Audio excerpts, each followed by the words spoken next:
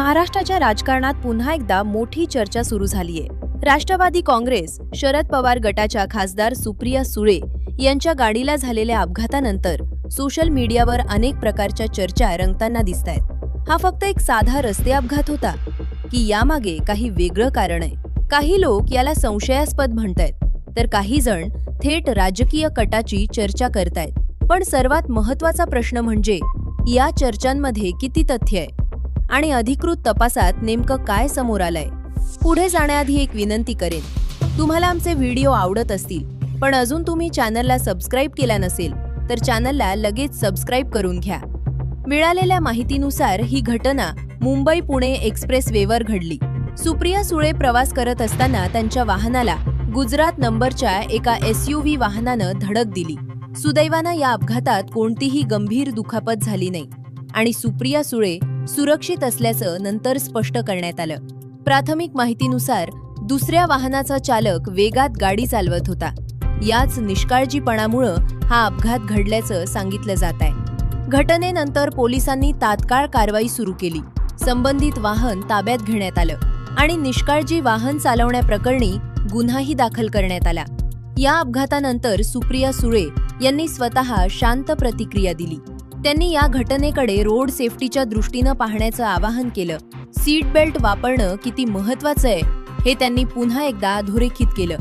पण या सगळ्यात अचानक सोशल मीडियावर वेगळ्याच चर्चा सुरू झाल्या।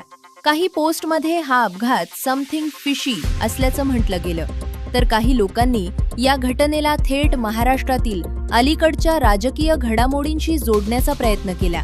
विशेष म्हणजे 2026 मध्ये झालेल्या अजित पवार यांच्या विमान अपघाताचा संदर्भ देत काही लोकांनी तुलना सुरू केली। तो अपघात आणि हा अपघात यामध्ये काही संबंध आहे का, असे प्रश्न सोशल मीडियावर विचारले जाऊ लागले। मात्र इथे एक गोष्ट स्पष्ट समजून घेणं खूप गरजेचं आहे। या सर्व चर्चा केवळ सोशल मीडिया पोस्ट आणि कमेंट्स पुरत्याच मर्यादित आहेत। याबाबत कोणताही अधिकृत पुरावा समोर आलेला नाही। मुख्य प्रवाहातील माध्यमांनीही या दाव्यांना कोणताही दुजोरा दिलेला नाही।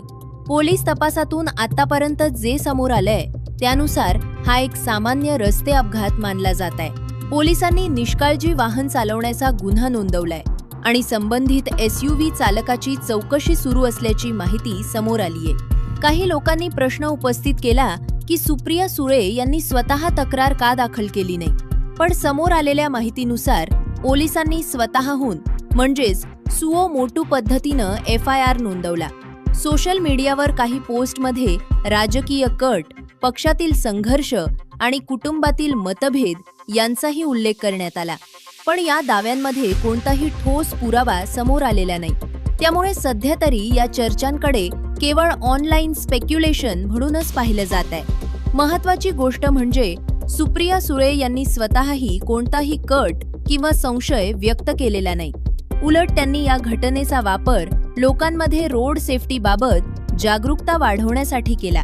पोलिसांकडून मिळालेल्या माहितीनुसार हा प्रकार निष्काळजी वाहन चालवण्याचा असल्याचं सांगितलं जात आहे। संबंधित वाहनावर कारवाई करण्यात आलीये आणि तपास सुरू असल्याचंही स्पष्ट करण्यात आलंय। जर पुढील तपासात कोणती नवीन माहिती समोर आली तर त्याबाबत अधिकृत अपडेटची प्रतीक्षा राहणार आहे।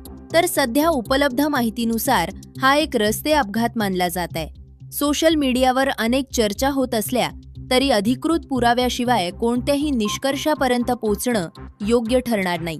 तुम्हाला या प्रकरणाबद्दल काय वाटतं?